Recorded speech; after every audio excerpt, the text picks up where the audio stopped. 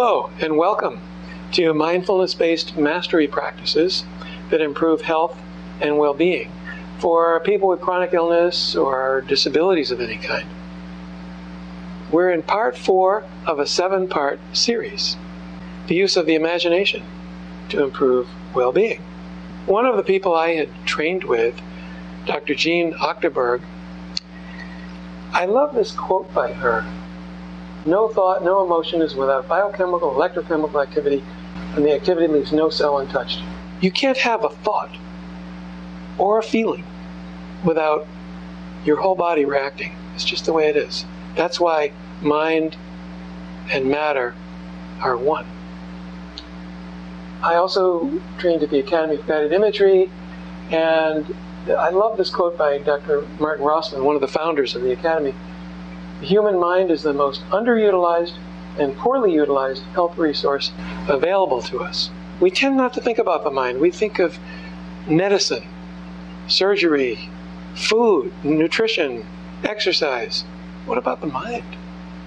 So I'd like to guide you through an exercise so you can get a personal experience with how you can use your mind to change physiologic functioning.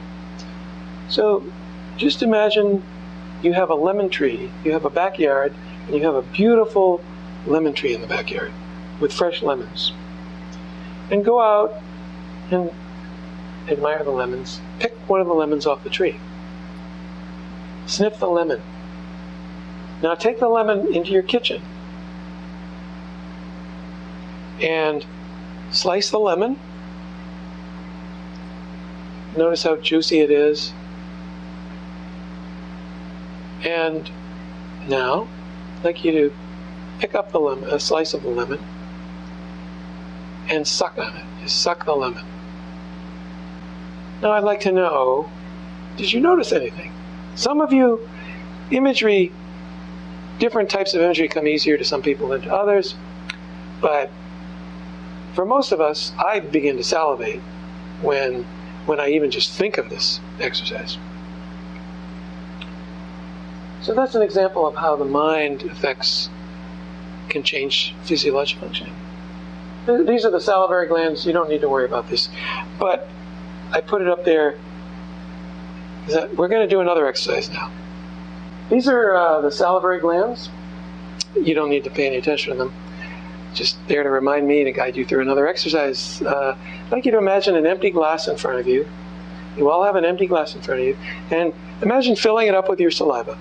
Imagine just spitting into the glass, drooling into the glass, whatever it takes, just fill it up. So just imagine filling it right up.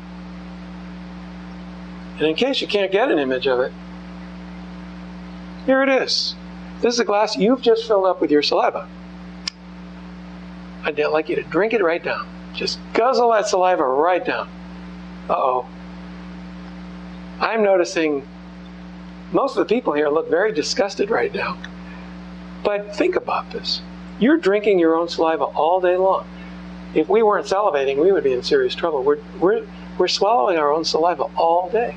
So why is this disgusting? It's the power of the mind. And the power of the mind to affect physiologic change. Gratitude. Now, I'm not going to ask you to express gratitude to anyone. Just imagine feeling gratitude for someone. Think of someone for whom you feel really deep gratitude. And notice how you feel as you imagine this.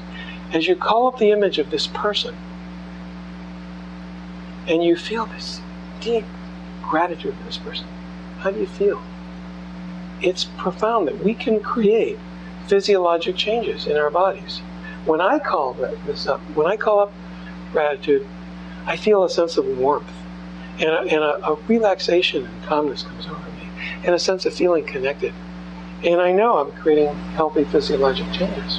These are some of the researchers who've researched gratitude. This diagram is from the Institute for Heart Math, and what they're showing here is that gratitude, frustration, is an incoherent heart rhythm. And when the same person is asked to imagine feeling gratitude, the heart rhythm becomes much more coherent. I'd like to suggest an exercise that you do every day, and that is every night and every morning in bed or any time during the day, imagine 3 people or things for which you feel deep gratitude. I've given this exercise to people who are depressed, and it helps. It doesn't cure depression, but it helps. Mental imagery changes brain circuitry. An example of something from my own life. I'd like to tell you about an incident that happened a few years ago.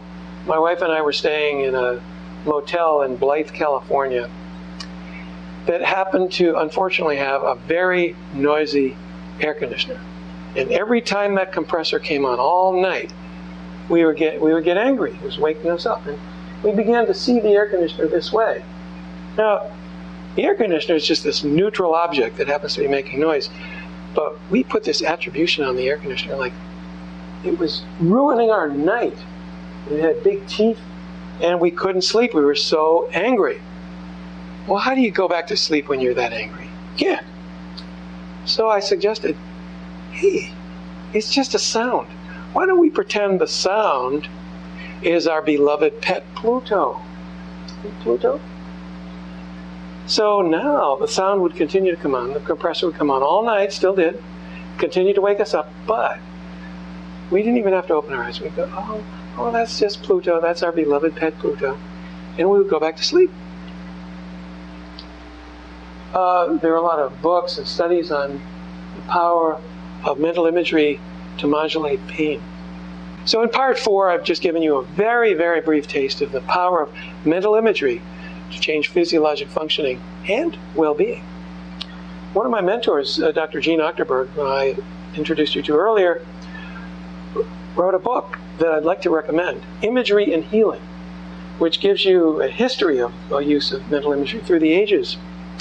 And it's a really wonderful book about the power of mental imagery. So in the next part, part 5, we'll explore the power of choice. Choice is another of the aspects that researchers have found make a difference in health and well-being.